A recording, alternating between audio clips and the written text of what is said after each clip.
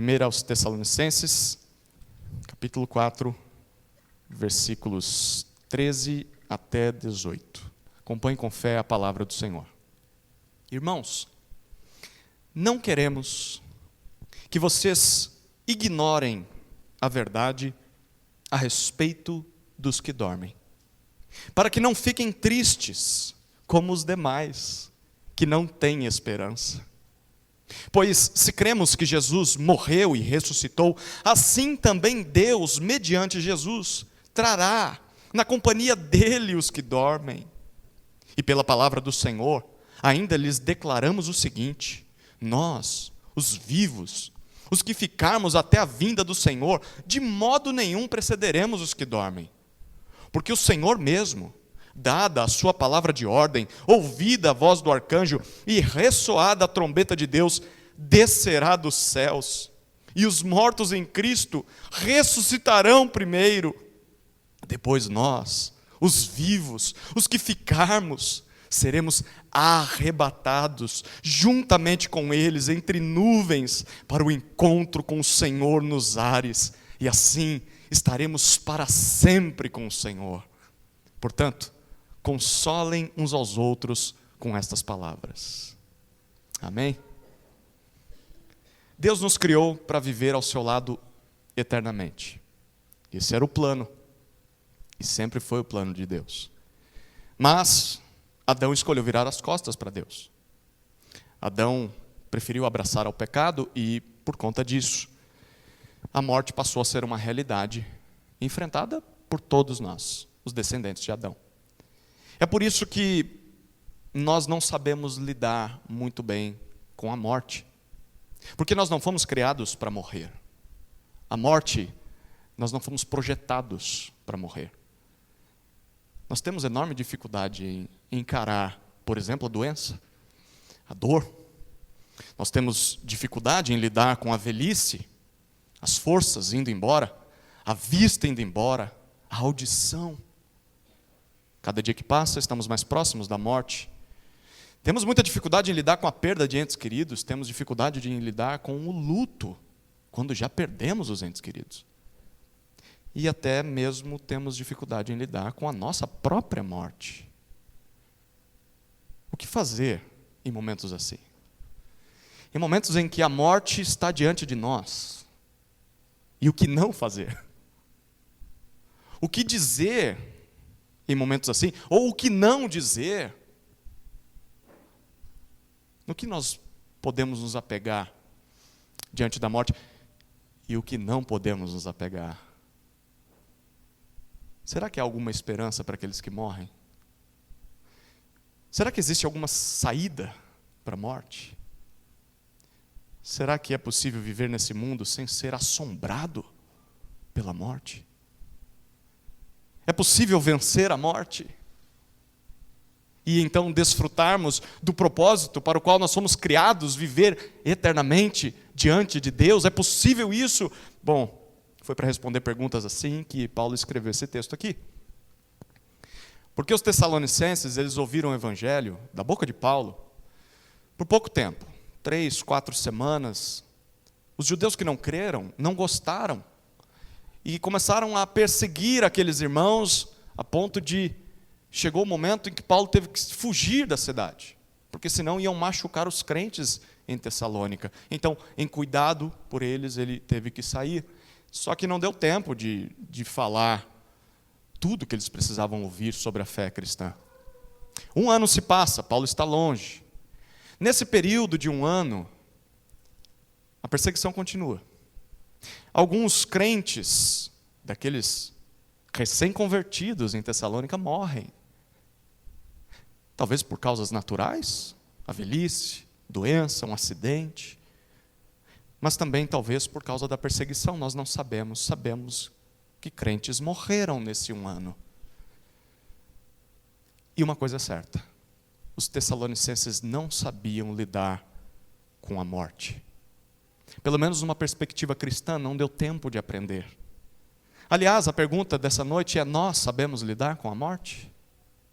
Você sabe lidar com a morte? Como é que crentes em Jesus lidam com a morte? Como é que crentes em Jesus lidam com a morte de outros crentes? E outros que não são crentes? E como é que crentes em Jesus encaram a sua própria morte, que é iminente, ela chegará? A menos que Jesus volte antes. Bom, todo crente em Jesus tem duas certezas. Só ele tem essas duas certezas, mais ninguém. Duas certezas diante da morte nesse mundo. A primeira certeza está nos versículos 13 e 14.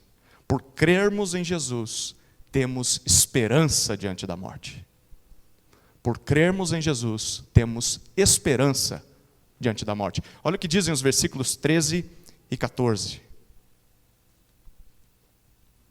Irmãos, não queremos que vocês ignorem a verdade a respeito dos que dormem, para que não fiquem tristes, como os demais, que não têm esperança.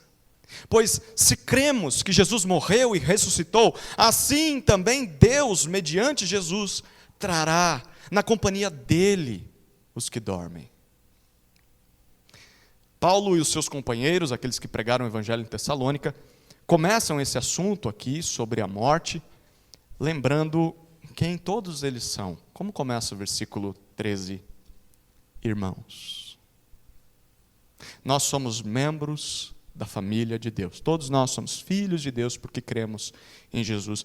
Então, logo de cara, só essa palavrinha nos informa de que tudo que Paulo vai falar a partir de agora só vai fazer sentido, só vai fazer efeito na vida de quem crê e confia em Jesus. Quem é irmão, quem se submete a Jesus com fé. Portanto, se você ainda não fez isso na sua vida, considere fazer isso ainda hoje, para que tudo que você vai ouvir nessa mensagem também seja verdade na sua vida, porque é verdade na vida de todo aquele que crê em Jesus. Irmãos, irmãos o quê? O versículo 13 continua: não queremos que vocês sejam ignorantes. Não queremos que vocês ignorem. Não queremos que vocês deixem de saber. Saber o quê, Paulo? A verdade a respeito dos que dormem. Essa palavrinha, dormir, é, nesse contexto, uma palavra usada, era usada naquela época, hoje ainda a gente faz isso, é uma figura de linguagem. Uma figura de linguagem, uma forma polida, educada, de você se referir a uma coisa desagradável, mas sem perder o sentido daquela coisa. E no caso aqui, ele está falando dos que morreram. Você não chega para alguém e fala, fulano morreu. O que a gente fala? Fulano descansou, está com o Senhor. Essa é uma forma de linguagem chamada de eufemismo. E Paulo está usando do eufemismo aqui. Ele está se referindo aos crentes que morreram, não que estão dormindo, porque dormindo vai acordar daqui a pouco. Ele está falando de gente que morreu. Ao contrário daquele ditado popular, quando o assunto é morte, a ignorância não é uma bênção. Porque Paulo está dizendo, eu não quero que vocês sejam ignorantes. A vontade de Paulo era revelar aos Tessalonicenses a verdade a respeito da morte. Há 4 significados práticos para nós aqui. O primeiro é que nós precisamos encarar esse assunto. Não dá para fugir da morte. E nós temos de encarar a morte com o propósito de sair da ignorância, porque fugir do tema não resolve nada. Na verdade, só piora as coisas, como a gente vai ver nesse texto. Se você não gosta muito desse assunto, que é meio fúnebre, bom, Paulo escreveu um texto só para você. Não quero que você seja ignorante quanto a isso, você precisa saber a respeito disso. Não dá para fugir. Segundo significado disso para nós é que nós só podemos ter certeza do que acontece após a morte, se Deus, que foi o nosso e é o nosso Criador e sustentador da vida, nos revelar. Não dá para saber o que acontece depois da morte, se Deus não disser. E Deus só revela isso através da Escritura, a palavra dele. Nenhuma outra fonte é confiável. Porque naquela época e hoje, há muitas outras fontes que dizem o que acontece após a morte. Nós temos homens comuns dizendo, bom, se ele está aqui vivo, como é que ele sabe o que acontece após a morte? Mas ele está falando. Eu fui no inferno 10 vezes, devia ter ficado lá. Tem gente que fala o que vai acontecer, mas sem escritura. Também não podemos confiar em profetas contemporâneos, não podemos confiar no espiritismo, não podemos confiar em religiões espalhadas por esse mundo, não podemos confiar em demônios, porque eles também vão falar sobre a morte. Não podemos confiar nem em anjos, se eles nos aparecerem. Nós só temos a Escritura. Porque quem é que garante que eles estão falando a verdade para nós? Quem é que garante que o que está sendo dito é verdade, ou é apenas uma mentira para me enganar e me desviar da palavra de Deus? Só Deus. Só Deus pode dar certeza sobre o que acontece depois da morte. E é por isso que Paulo está dizendo esse texto. Terceiro significado é de que a melhor notícia da noite é que Deus não esconde essas informações de ninguém. Por isso que esse texto está aqui na Bíblia. Eu não quero que vocês sejam ignorantes, por isso eu vou dizer. O que acontece após a morte não é algo obscuro que só os entendidos, só os iniciados na seita pós-morte que sabem. Não. O que acontece após a morte, Deus revelou. Está na Escritura. Deus oferece a saída da ignorância a todos nós. Basta ouvir o que Ele está dizendo. Basta crer no que Ele está dizendo. Conheço uma pessoa que não acredita no que Deus diz na Escritura. Ele prefere dar ouvidos a um outro livro que supostamente foi inspirado por anjos. Mas quem garante isso? Ninguém garante. Esse livro Deus garante. Então está aqui, para todo mundo. É só ouvir. Quarto significado é que é por isso que nós precisamos buscar a Escritura. Nós devemos ler a Escritura, ouvir a Escritura sendo pregada, sendo explicada. E nós precisamos de exposição bíblica na igreja. Porque imagine, se nós não estivéssemos estudando primeiro aos Tessalonicenses, versículo após versículo, texto após texto, talvez eu não escolheria esse texto para pregar depois de um dia de batismo, de alegria, falar de morte. Quando a gente estuda a Bíblia dessa forma, a gente lida com temas que não gosta muito. Mas Deus vai nos ensinando. Vocês precisam saber disso, disso, disso. Mas eu nem fazia essa pergunta. Deus fala, mas você precisava saber, mesmo não fazendo a pergunta. Por isso que você precisa estudar a Bíblia assim, sequencialmente. Nós precisamos de pregações assim na igreja, para que a gente não fique ignorante. Por que nós precisamos de informações assim? Paulo diz no versículo 13 ainda, para que vocês não fiquem tristes como os demais. Os demais quem? Que não têm esperança. Os crentes em Tessalônica viviam numa cultura que era influenciada pela filosofia grega. E essa filosofia cultivava basicamente duas crenças principais sobre a morte. A primeira crença é que o corpo, isso aqui que você vê, o mundo físico, as coisas que a gente toca, tudo isso aqui é ruim. Isso aqui se corrompe, isso aqui é sujo, assim, não é perfeito. O perfeito são apenas as coisas que nós não vemos. O ambiente espiritual, as ideias, a mente, isso a gente não vê. Então os filósofos gregos defendiam que não importava o que você fazia com o seu corpo. Não importava se você vivia uma vida de imoralidade, de bebedeira, de orgias. Isso aqui tanto faz. O que importa é o que você está fazendo com o seu intelecto, com a espiritualidade. Tem gente pensando assim também hoje em dia, não tem? Para eles era, na verdade, assim, morrer era uma libertação. Porque essa carne, essa matéria aqui nos aprisiona. E nesse sentido, os epicureus diziam algo que Paulo diz lá em 1 Coríntios, comamos e bebamos, que amanhã morreremos. Então, assim, sabe para que serve esse corpo? Só para prazer mesmo. Não interessa se é imoral ou não. O melhor da existência ainda está por vir, é o plano espiritual, quando a gente for liberto dessa carne. E nunca mais vai ver corpo na vida ou na eternidade. Essa era a primeira crença, de que o corpo era mau, só o espírito era bom. E morrer era uma libertação desse corpo. Isso é o que eles acreditavam, não quer dizer que é Bíblia, tá? Paulo vai corrigir isso aqui. Mas tinha uma segunda crença, muito popular, que apesar da morte ser esse libertar da matéria, ainda assim a gente não tinha como ter certeza do que nos aguardava do outro lado. Então era meio que assim, é melhor morrer, mas e depois? O que vai acontecer? Ninguém sabe. Ninguém podia afirmar o que acontecia com quem morria. Então, assim, era uma vida, e hoje ainda é, de pessimismo. Ninguém consegue realmente afirmar, vai ficar tudo bem. Foi para um lugar melhor. Está em paz, está descansando. Quem garante? Você garante? Você tem certeza que eu posso confiar no que você está dizendo? Bom, ninguém sabia. Ninguém conseguia dizer isso com certeza. Era uma vida de dúvida e de desesperança. E desespero.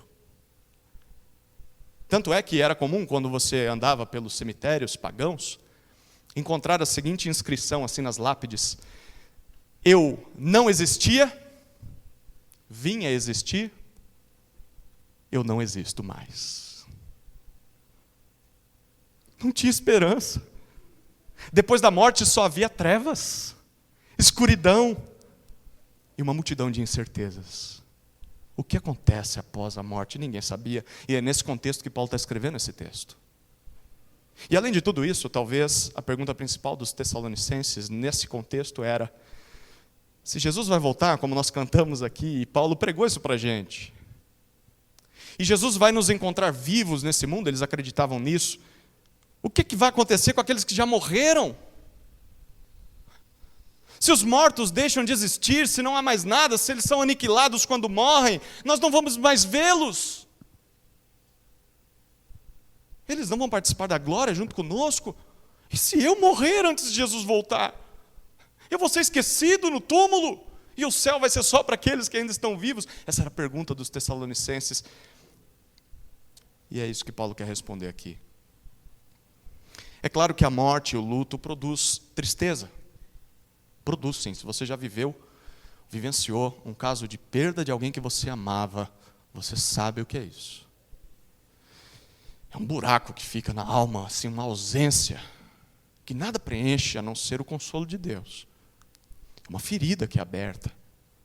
Depois Deus vai cicatrizando, mas dói. Perder alguém produz tristeza.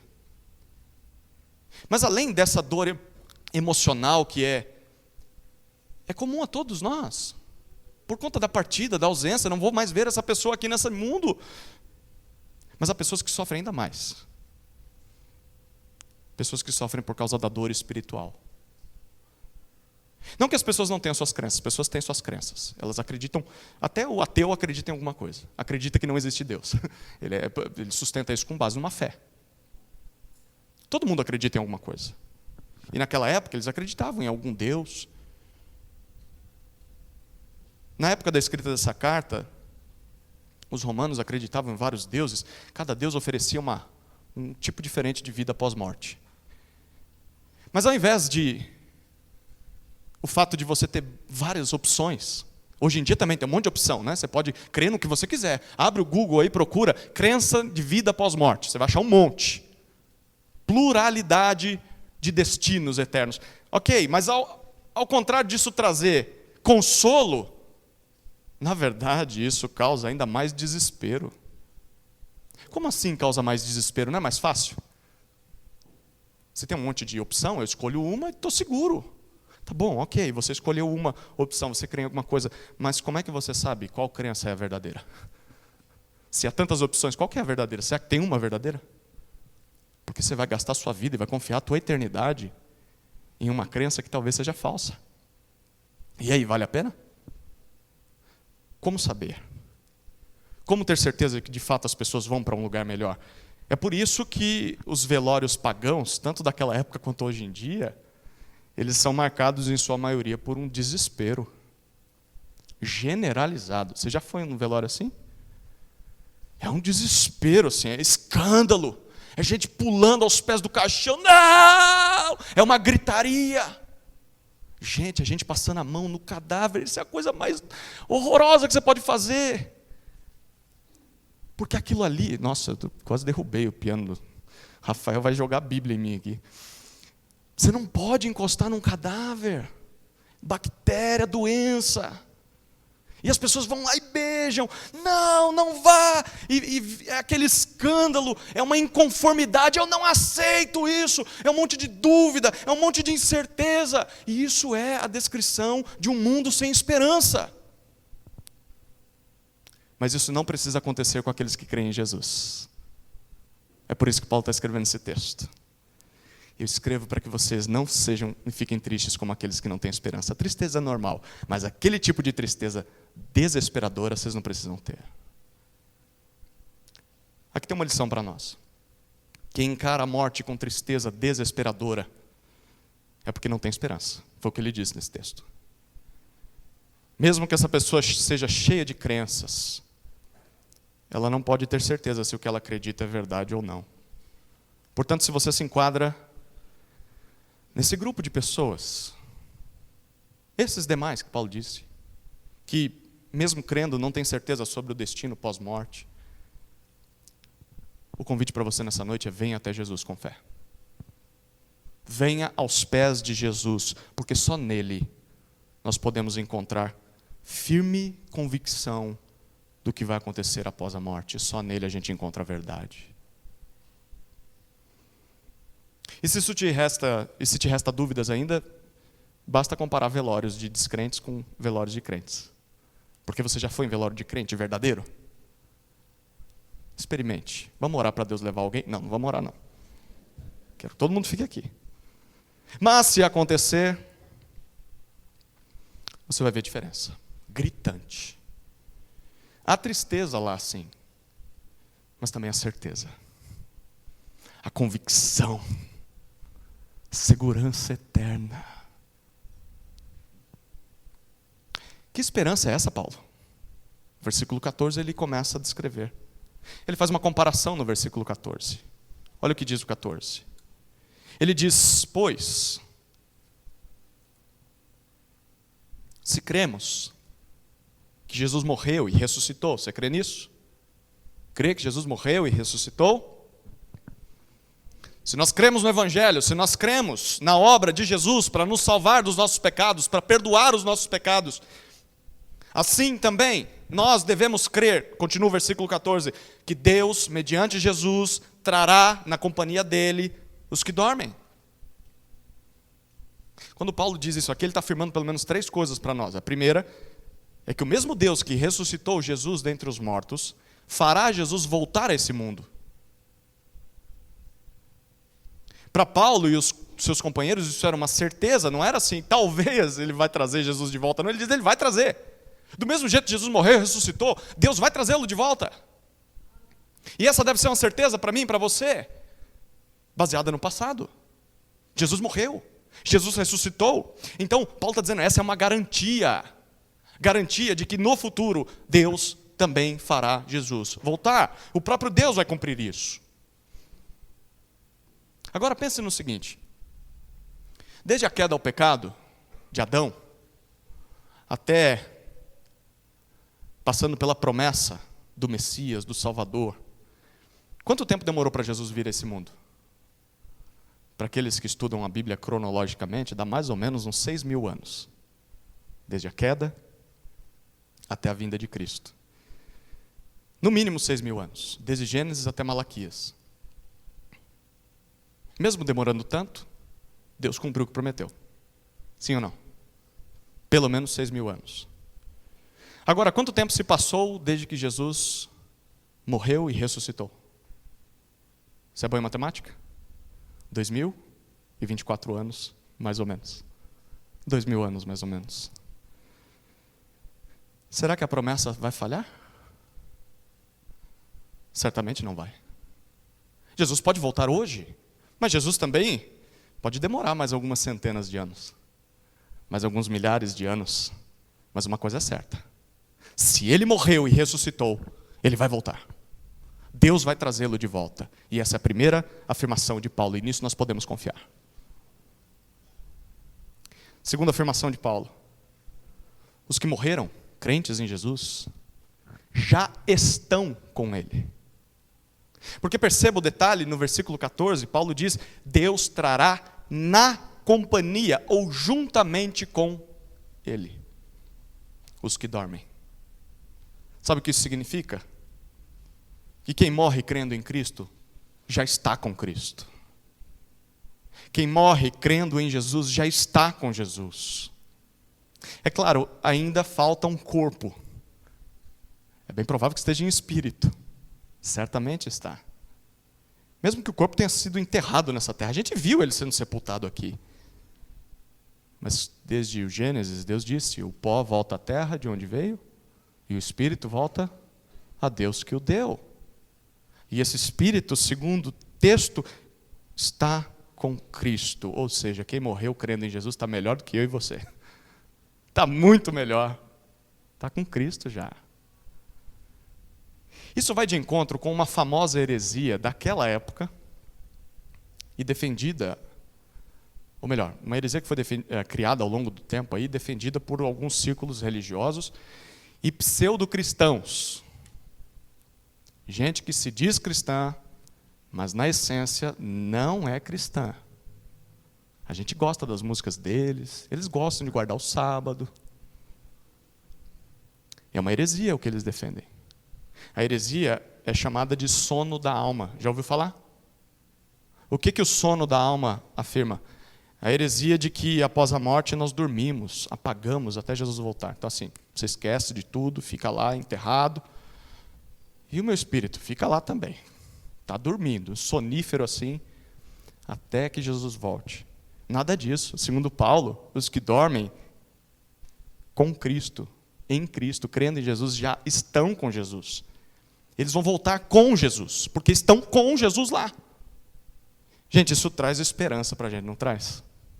Traz consolo, traz descanso, porque se você crer em Jesus, mesmo que você sofra um acidente voltando para casa hoje, uma parada cardíaca, mesmo que você ao dormir faleça, no momento em que seus olhos se fecham para esse mundo, eles acordam, se abrem para a eternidade. Você está com Cristo. Isso traz segurança para a gente. E isso vale não só para a gente que crê em Jesus, mas para todos os que creem em Jesus. É verdade para o teu irmão que está do teu lado, é verdade para aquele que vai crer ainda, é verdade para aquele que creu e já morreu.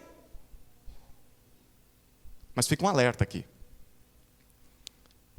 Nós devemos dizer isso às pessoas que mais amamos. Porque se elas não crerem em Jesus, não é para encontrar com Ele que elas vão. Elas vão para um outro lugar.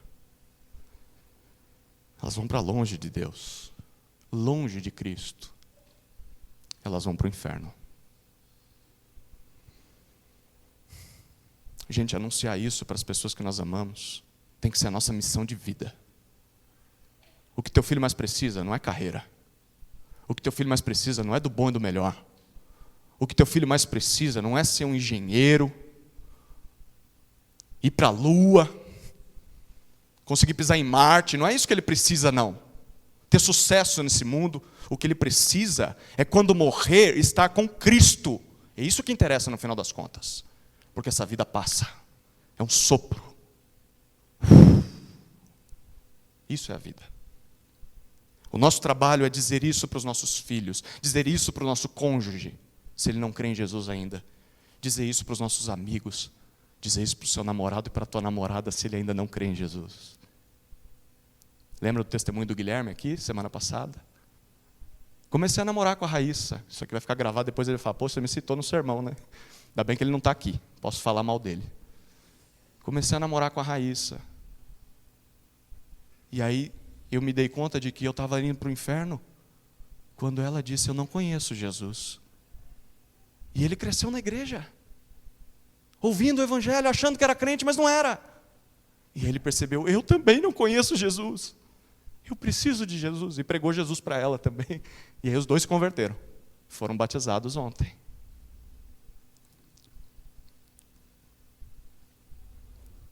Terceira afirmação de Paulo nesse versículo 14 é que os que morreram crendo em Cristo serão trazidos de volta com Ele. Eles não só estão com Cristo, mas Paulo disse, Deus vai trazer Jesus e vai trazer também essa turma que morreu. Se nós cremos em Jesus, mesmo que morramos, um dia nós vamos voltar a esse mundo, junto com Jesus. Isso aqui é uma lembrança que a gente tem que cultivar na nossa vida. O Evangelho, a fé cristã, vai além das coisas dessa vida. Crer em Jesus vai além das bênçãos terrenas. Crer em Jesus garante vida eterna ao lado de Cristo. Nós vamos participar de tudo que Deus prometeu na Bíblia. Tudo o que diz respeito a Jesus, nós vamos participar disso. Portanto, não busque Jesus apenas por coisas terrenas. Se você está aqui porque você está doente, se você está aqui porque você queria ter um emprego melhor, você quer uma bênção na sua vida, tudo bem, você pode procurar Deus por essas coisas, e Ele pode até te dar essas coisas. Uma cura. Mas isso não é o mais importante. O mais importante é poder voltar com Ele e participar do novo céu e da nova terra. Isso é que importa. Qual a primeira certeza que só o discípulo de Jesus tem a respeito da morte? Por crermos em Jesus, temos esperança diante da morte. Amém? Segunda certeza, está nos versículos 15 a 17. Quando Jesus voltar, viveremos para sempre com Ele. Quando Jesus voltar, viveremos para sempre com Ele. Olha o que dizem os versículos 15 até 17.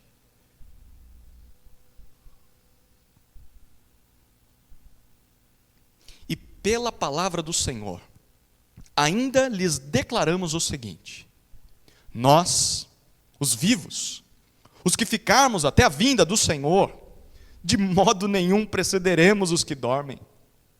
Porque o Senhor mesmo, dada a sua palavra de ordem, ouvida a voz do arcanjo e ressoada a trombeta de Deus, descerá dos céus. E os mortos em Cristo ressuscitarão primeiro.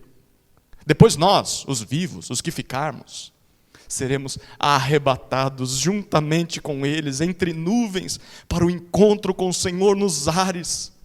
E assim estaremos para sempre com o Senhor. Se você reparou nesses versículos que eu li, por 4 vezes Paulo se referiu a Jesus como Senhor. Reparou isso? O termo aqui, grego, traduzido por Senhor, é Kyrios. Por que isso é importante? Porque naquela época esse termo só era utilizado para se referir a uma pessoa em especial: o imperador romano, César. César era Kyrios. Só César era Senhor. Só o imperador é Senhor. Não havia outro rei. Não havia outro soberano sobre o mundo. Bom, os romanos estavam errados.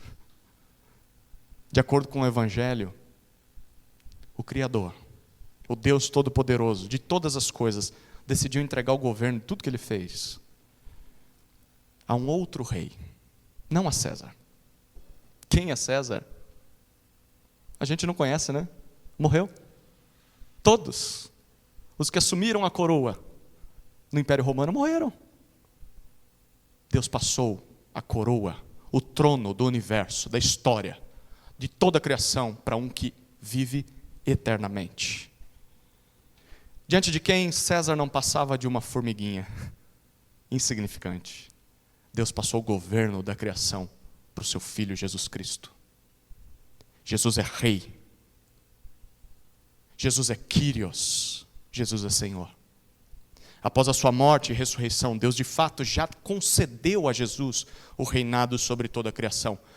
Hoje Jesus já está sentado sobre o trono do universo, à direita de Deus Pai. Jesus já está soberanamente governando o mundo, imponente, Rei dos reis, Senhor dos senhores. É por isso que quando você lê a Bíblia, você vê essa linguagem. Os cristãos entendiam isso pela fé, de que Jesus já está sentado no trono da história, de toda a criação. Jesus só é Senhor. Só Jesus é Rei dos reis. Só Jesus é o Senhor dos senhores. E é pensando nisso que Paulo lança a mão de uma imagem muito comum para quem vivia naquela época. De vez em quando César, o Senhor em letra minúscula, né? O César, o grande imperador romano, ele saía de Roma. E ele ia visitar as províncias dele. César era o imperador. Hoje, se o prefeito aparece em algum lugar, as pessoas já abrem caminho, né? O prefeito está chegando. Imagina o imperador do Império Romano. Então César ia visitar uma província, uma colônia romana. O que acontecia nesse dia? César vinha de Roma com a sua comitiva, com seu exército, os seus generais de guerra, e eles vinham marchando à frente e César atrás. E quando César chegava aos portões da cidade, toda a cidade saía e ia receber César. E eles saudavam, Ave César. E eles se encontravam com César e com a sua comitiva, e então acompanhavam César a visita pelas ruas daquela colônia. Imagine essa cena. A essa visita de César a uma colônia romana, dava-se o nome de parousia. Parousia significa, é um termo grego que significa vinda, visita. Quando é que vai ser a parousia de César? Quando César vai aparecer aqui em Atibaia, nós vamos estar preparados. Nesse dia todo mundo vai até a Fernão Dias receber lá ele. Ai, se você não for, a gente te dá um jeito de te ajudar aí, porque a gente tem que encontrar com César, senão, pescoço cortado. E quando ele vier, nós vamos apresentar o bairro do Jardim Imperial para ele, como nós estamos cuidando daquilo que é dele. Essa era a parousia de César. Bom, por que eu disse tudo isso?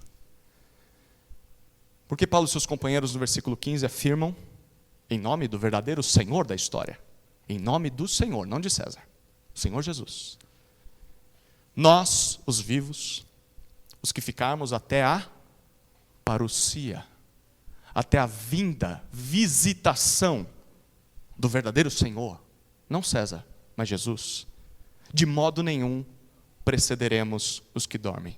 De modo nenhum teremos algum tipo de vantagem ou preferência em relação àqueles que já morreram, crendo em Jesus.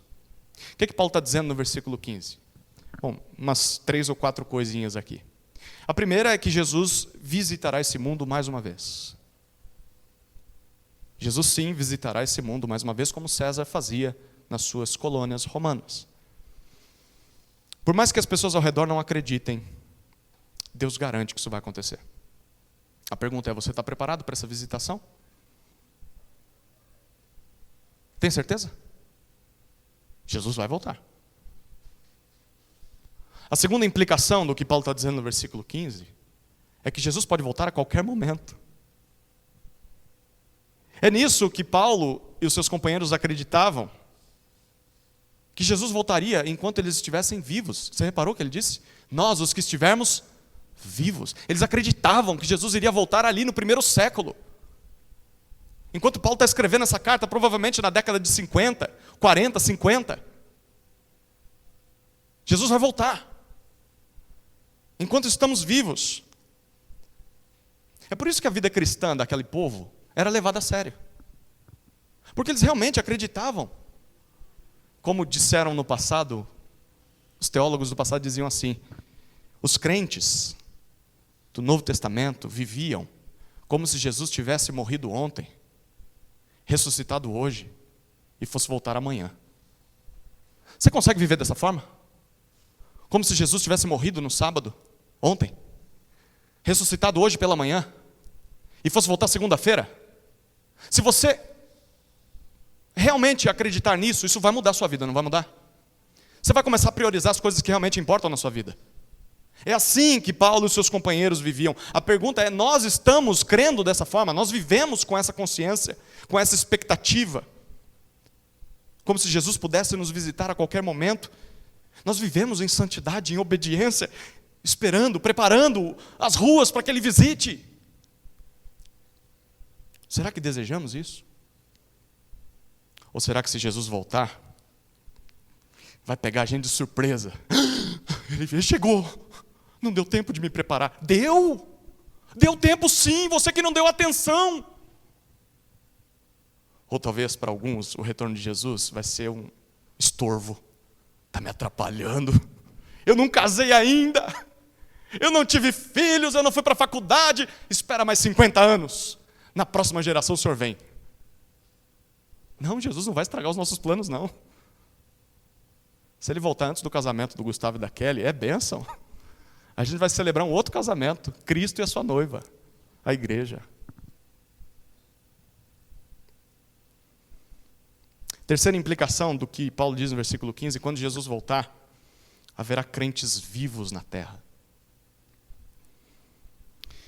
Em outras palavras, porque Paulo diz, nós, os que estivermos vivos, ele acreditava, mas morreu, Jesus não voltou ainda. Mas nós podemos continuar acreditando, porque ele vai voltar. Haverá crente vivo na terra. Isso significa que em qualquer momento da história haverá igreja no mundo. Sempre haverá igreja, sempre haverá povo de Jesus nesse mundo. Por mais que Satanás ou o pecado tentem destruir a igreja. Mesmo que prédios como esse, templos religiosos sejam fechados por governos, por autoridades, mesmo que crentes sejam perseguidos, oprimidos, torturados, mortos porque creem em Jesus, por regimes governamentais que se colocam contra Jesus Cristo, mesmo que falsos crentes e falsos mestres surjam no meio da igreja com heresia, tentando dividir a igreja, mesmo que isso aconteça, as portas do inferno não prevalecerão contra a igreja de Jesus. Sempre haverá povo de Deus, a igreja nunca vai deixar de existir, a igreja nunca vai deixar de ser a coluna e o alicerce da verdade, nunca vai deixar de levantar a bandeira de Cristo, a luz nas trevas desse mundo. A igreja vai sempre existir, mesmo que as trevas tentem abafá-la. Talvez eu e você morramos antes, talvez essa igreja feche, mas haverá a igreja de Jesus, sempre haverá, sempre. Até o retorno de Cristo, sempre haverá povo de Deus na terra. Então vale a pena viver pelo Evangelho. E vale a pena morrer pelo Evangelho se necessário for, porque isso é garantia de sucesso. No final nós estamos do lado que vence, não do lado que perde. Há uma quarta implicação do que Paulo disse no versículo 15, que o que vai acontecer com os crentes em Jesus nesse dia, vai acontecer com todos ao mesmo tempo. Paulo diz, de modo nenhum os que morreram vão ser esquecidos. Não, vai acontecer com todo mundo ao mesmo tempo. Não vai ser um evento isolado, não vai ser um evento escondido, pequeno, tipo assim, Jesus vai voltar e aí a gente nem vai perceber, né? Voltou? Não sei. Vai saber, como é que a gente sabe? Não. Paulo está dizendo, vai ser um retorno cósmico. Nós vamos nos encontrar com todo o povo de Deus nos ares. Gente que morreu de todas as eras. Nós vamos nos encontrar com eles e vai acontecer com todo mundo junto. Como é que vai ser esse retorno de Cristo? Bom, segundo Paulo, vai ser marcado por uma sequência de 4 eventos que marcam a parousia, marcam a vinda de Cristo, a visita dele. Versículos 16 e 17 mostram esses 4 eventos. O primeiro evento está no início do versículo 16. Paulo diz, o Senhor mesmo descerá dos céus. Esse é o primeiro evento. Detalhe, ele disse o Senhor mesmo. Não vai ser outro, não. Não vai ser uma reencarnação. Tem um cara nos Estados Unidos aí, que ele sentou num trono, e ele disse que ele é a encarnação de Jesus. Ele é o rei. E o povo adora ele como se ele fosse a encarnação mesmo de Jesus. Não vai ser assim não. Paulo diz, o Senhor mesmo. Aquele que encarnou, aquele que viveu entre os homens, aquele que morreu naquela cruz, aquele que ressuscitou dentre os mortos, aquele que ascendeu aos céus, como os homens, os discípulos viram ele subir, como disseram os anjos em Atos 1. Assim mesmo eles o verão voltar. O Senhor mesmo. Não vai ter homem de recado, não. Vai ser Jesus mesmo. Como é que a gente sabe que isso vai estar acontecendo? Bom, Paulo, no versículo 16, dá 3 sinais que vão indicar o Senhor mesmo vindo. Primeiro sinal. O Senhor Jesus dará a sua palavra de ordem, diz o versículo 16. Aqui a palavra era usada na época para se referir à voz de comando de um rei. Ou seja, não vão ser homens que vão dar início a esse retorno. Tem gente que fala, vamos pregar o Evangelho, porque quando a gente pregar o Evangelho, aí a gente autoriza Jesus a voltar. Não. Também não vão ser os anjos que vão dizer, Jesus, eu acho que está na hora, hein? O senhor tem que voltar. Também não vão ser os demônios. Paulo diz, o próprio Jesus é quem vai dar início a esse retorno. Vai ser uma voz de comando. Chegou a hora. Segundo sinal, a voz do arcanjo será ouvida. A palavra arcanjo só aparece mais uma vez no Novo Testamento, em Judas, versículo 9, se referindo a Miguel, como o arcanjo. No Antigo Testamento, Miguel é identificado como o comandante do exército do Senhor. Provavelmente Miguel seja um dos chefes dos anjos aí. A voz do Miguel, do arcanjo, vai ser ouvida. O general dos exércitos do Senhor. Terceiro sinal, a trombeta de Deus será ressoada, tocada. Os mensageiros de César, quando ele visitava uma província, tocavam suas trombetas para anunciar que César estava chegando, para o pessoal ficar acordado, sair. Paulo está dizendo, Deus também vai deixar claro para todo mundo que o imperador chegou. Chegou o dia, chegou o momento do retorno do meu rei, o meu filho está chegando. Sabe o que significa? Significa que o retorno de Cristo não vai ser algo escondido, não vai ser algo secreto. Todos, no mundo inteiro, vão perceber, ressoada a trombeta de Deus. O meu filho está voltando. O Senhor da história está chegando. Esse vai ser o primeiro evento. O Senhor mesmo descerá dos céus. A parousia, a vinda do Senhor, Ele estará descendo dos céus. Segundo evento, que marca esse dia. Os mortos em Cristo ressuscitarão. O versículo 16 continua. Que mortos em Cristo? Bom, aqueles que Paulo disse no versículo 14. Aqueles que durante a sua vida creram em Jesus e já estavam com Jesus no céu após morrerem. Se hoje nos céus eles estão separados dos seus corpos, porque os corpos ficaram aqui, a gente enterrou, teve gente que caiu de avião, ou explodiu, não sobrou nem uma migalha do corpo. O que vai acontecer com essa pessoa? Bom, mesmo que o corpo esteja enterrado ou tenha sumido, aquele espírito e esse corpo serão unidos novamente, mesmo que a carne já tenha apodrecido, mas na verdade vai ser um novo corpo, um perfeito corpo. O que indica que, diferente da filosofia grega, das crenças pagãs, atuais também, na eternidade nós vamos viver um mundo físico, sim. Porque nós teremos um corpo físico. Para que serve um corpo físico num lugar onde não é físico? Sim, haverá novo céu e nova terra. Nós pisaremos no chão, nós encostaremos nas coisas, nós falaremos com as pessoas. Para isso precisamos de um corpo. E nós vamos receber um corpo.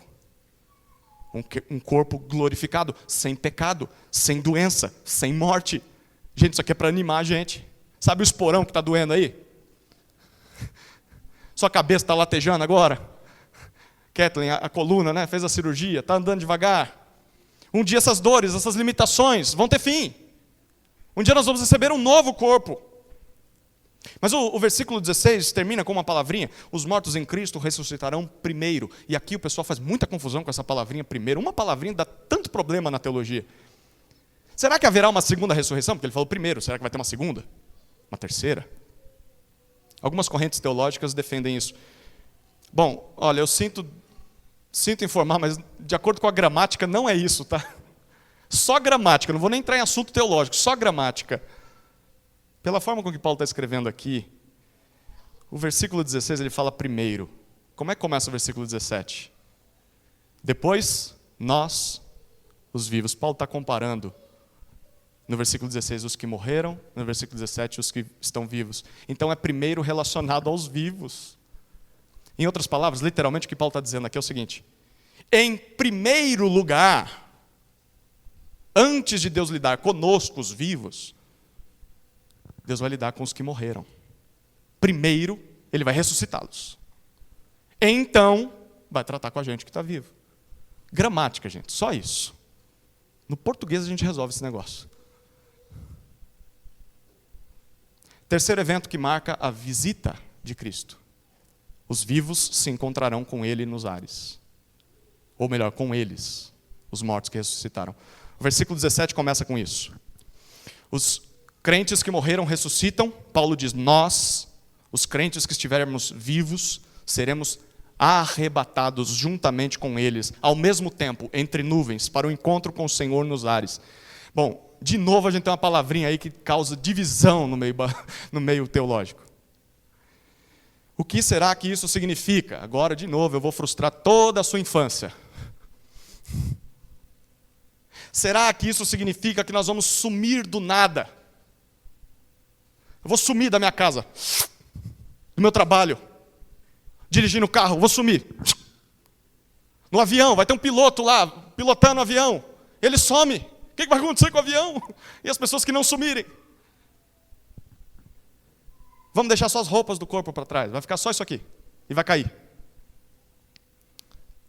Sabe quem defendeu bastante isso aí? Um livro que depois deu origem a um filme, chamado Deixados para Trás. Já ouviu falar? Isso inspirou tantos vídeos de YouTube. E assim, tem uma geração de crente que segue essa corrente. E até inspirou novela da Record. Será que Paulo está falando de um arrebatamento secreto? Sinto informar, mas esse texto não dá base bíblica para isso não. Por mais impressionante e impactante que essa imagem seja para você evangelizar, né? Se você não crê em Jesus, vai todo mundo sumir, você vai ficar, hein? É legal a ideia, mas não é bíblica. Porque, na verdade, essa interpretação é fruto de uma má compreensão da palavra arrebatar, que Paulo usa aqui. O pessoal cria toda essa doutrina por causa dessa palavrinha que Paulo usa. E essa palavrinha arrebatar não significa sumir, não. De onde foi que tiraram o que significa sumir? Não. Essa palavra, toda vez que é usada no Novo Testamento, principalmente por Paulo, nas cartas que ele escreve, é usada para se referir a alguém que é tirado de um lugar para o outro. Eu vou arrebatar esse banquinho daqui, ó. Arrebatei. Eu tirei ele de lá e trouxe para cá. Eu levei ele de lá para cá. É assim que essa palavra é traduzida em todos os contextos do Novo Testamento. Por que é que agora, só nesse versículo, Paulo diria, sumiu? Não. Arrebatar é tirar e levar para outro lugar.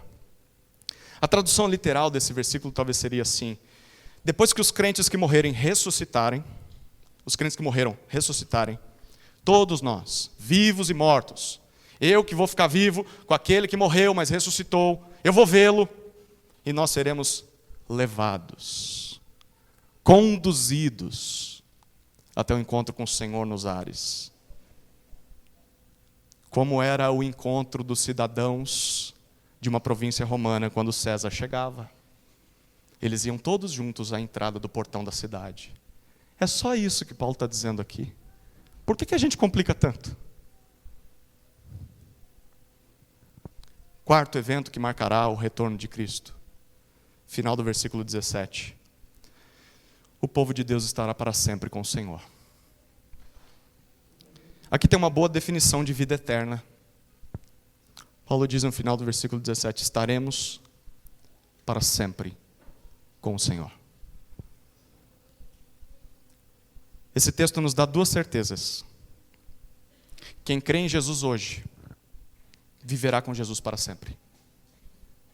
Mas o inverso também é verdade. E essa é a segunda certeza. Quem rejeita Jesus hoje, vai viver longe de Jesus por toda a eternidade, no fogo do inferno.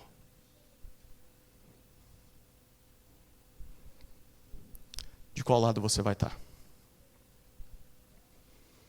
Você tem certeza? Pense bem sobre esse assunto, porque disso depende toda a sua eternidade. Creia em Jesus o quanto antes. Se você não crê ainda, você não sabe quando vai ser o nosso último suspiro. Você não sabe quando a trombeta vai tocar. É agora. A segunda certeza que só o discípulo de Jesus tem em relação à morte é que quando Jesus voltar, viveremos para sempre com Ele. Nós vamos concluir com o versículo 18.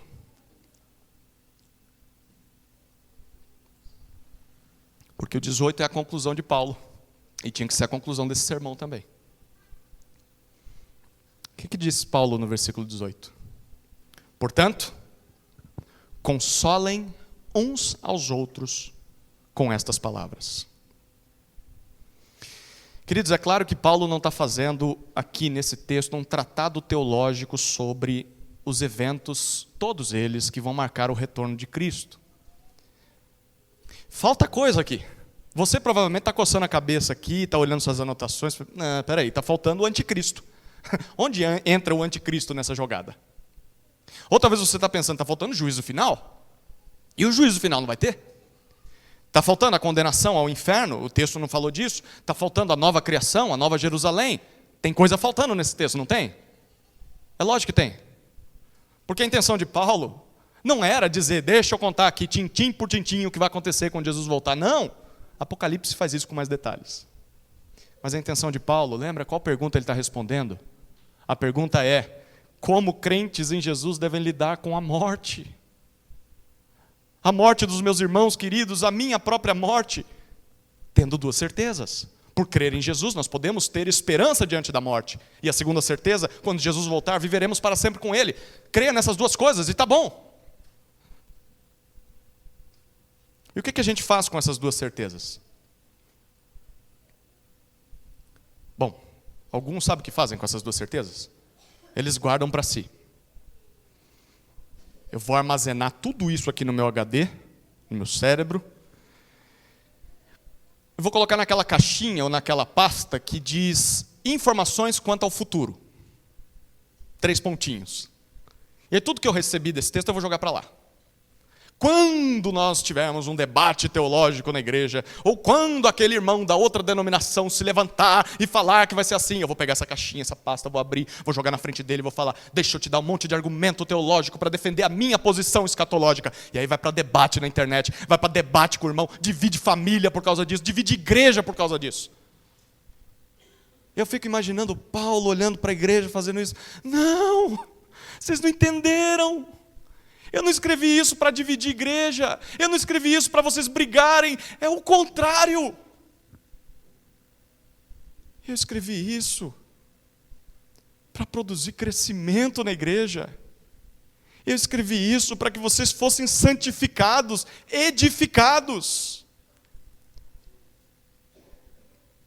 Escatologia, que é o estudo das últimas coisas, nunca foi tratado na Bíblia como apenas uma doutrina teológica para debates, ou para satisfazer a nossa curiosidade, porque tem gente que tem uma curiosidade danada sobre as últimas coisas, né? Tem curiosidade nenhuma sobre a sua vida cristã, né?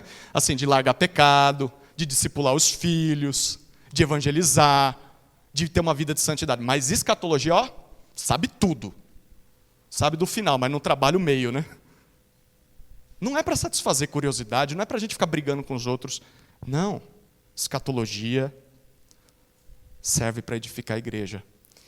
E é por isso que Paulo termina o versículo 18 dizendo, ou começa o versículo 18 dizendo, portanto, pois. Essa palavrinha, toda vez que você vê ela na Bíblia, ela está concluindo um assunto. Portanto, qual que é a conclusão de Paulo? Consolem uns aos outros com estas palavras. O que é que eu faço com o retorno de Cristo? O que é que eu faço com essa informação? O que isso deve produzir em mim? Consolo e em nós, consolo mútuo. Consolem-se uns aos outros com essas palavras. É isso que Deus espera que nós façamos. Você lembra o que significa consolo na Bíblia? É a tradução de um termo grego que significa chamar alguém para perto.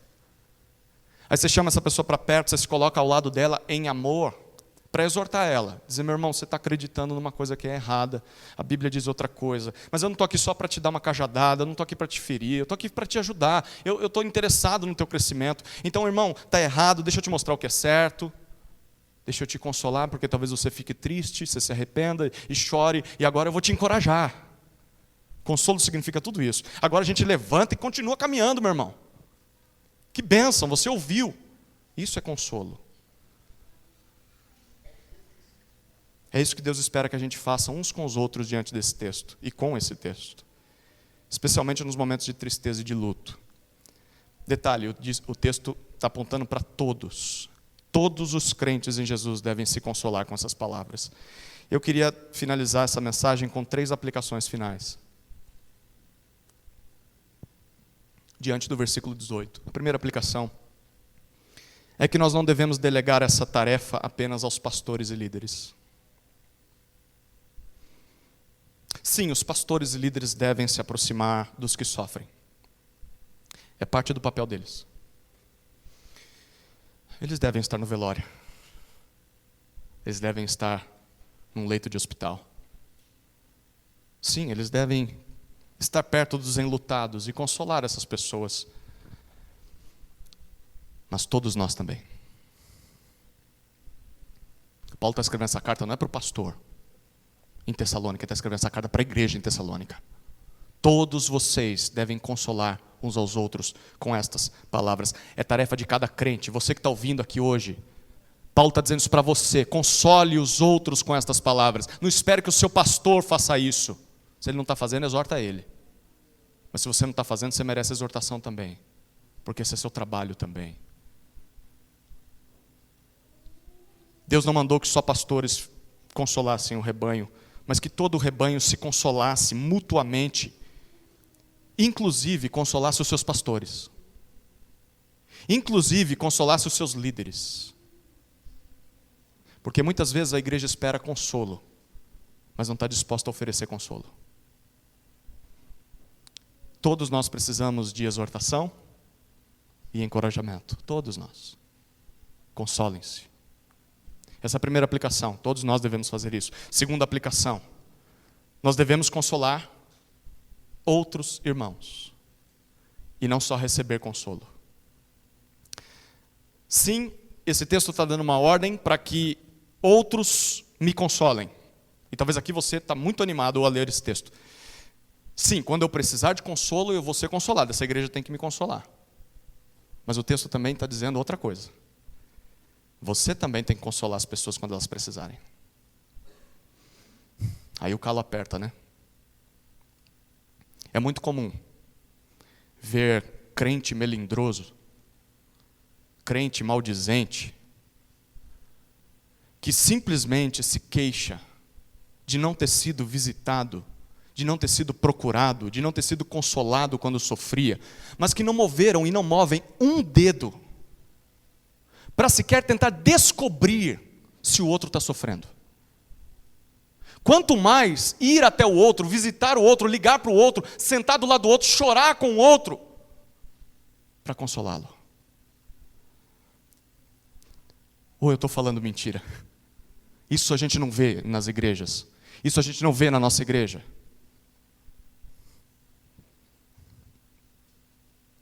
Que não seja assim conosco, queridos.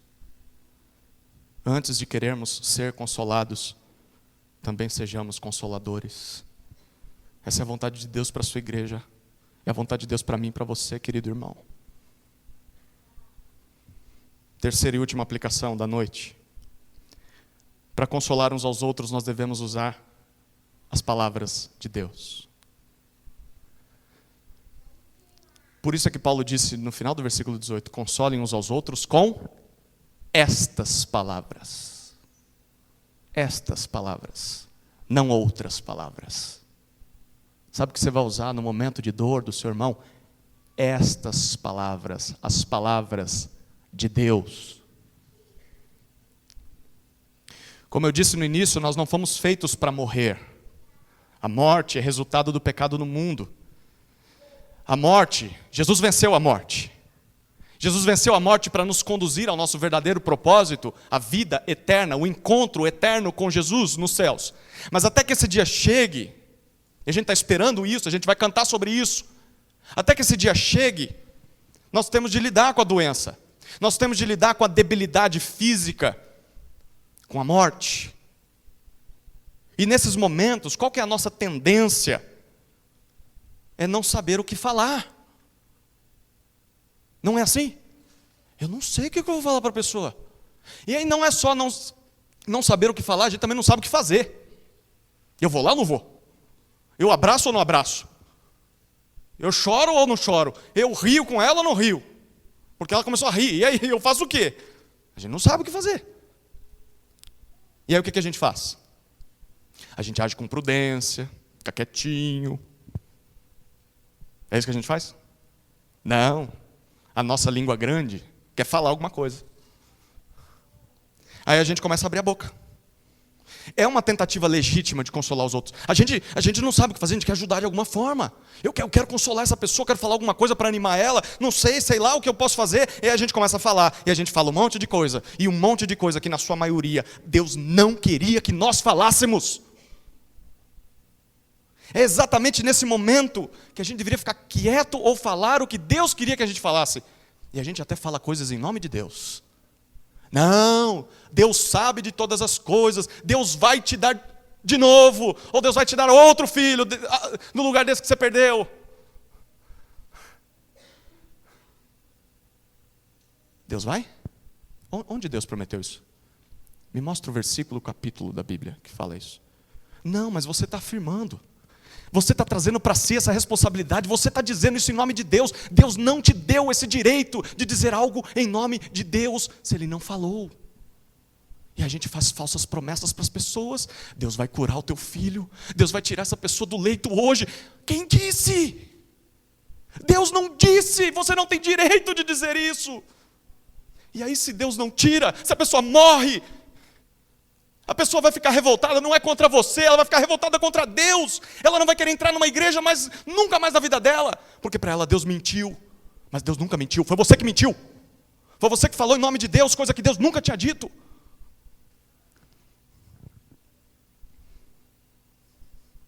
A gente fica fazendo promessa, fica fazendo frase de efeito, cita ditado popular. Qual que é o resultado? Ao invés de consolar as pessoas, que é o que a gente queria, a gente acaba machucando as pessoas. A gente agrava ainda mais a dor das pessoas. É por isso que Paulo diz, consolem uns aos outros com estas palavras. Estas palavras. É por isso que você precisa conhecer estas palavras. Conheça a Escritura, saiba, tenha certeza do que Deus fala. Se Deus não falou, fica quieto. Console com estas palavras, para então você ir até as pessoas e declarar essas palavras para as pessoas. Nada mais, nada menos. Se Deus nunca falou nada, fica quietinho. Faz igual os amigos de Jó. Senta e chora com a pessoa. Porque quando eles abriram a boca, foi aí que eles aumentaram a dor de Jó. Bom, falei bastante, mas espero que o texto tenha ficado claro para todos nós. Amém? Vamos orar, queridos.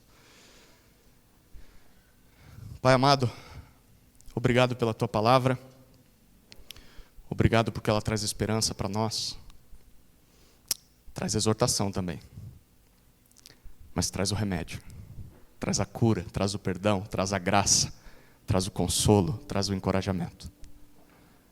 Obrigado porque em Jesus nós temos esperança, mesmo diante do maior inimigo das nossas almas, a morte. Onde está a morte, a sua vitória? Tragada foi a morte pela cruz de Cristo. Jesus venceu a morte e um dia dará o golpe visível para todos nós. Ela não mais existirá. Que isso traga esperança para o nosso coração, a continuarmos caminhando nessa vida, mesmo diante do sofrimento, da dor, da morte. E que isso também traga pessoas aos pés de Jesus, Senhor, porque não se sabe quando Jesus voltará. Oramos assim em nome de Jesus. Amém.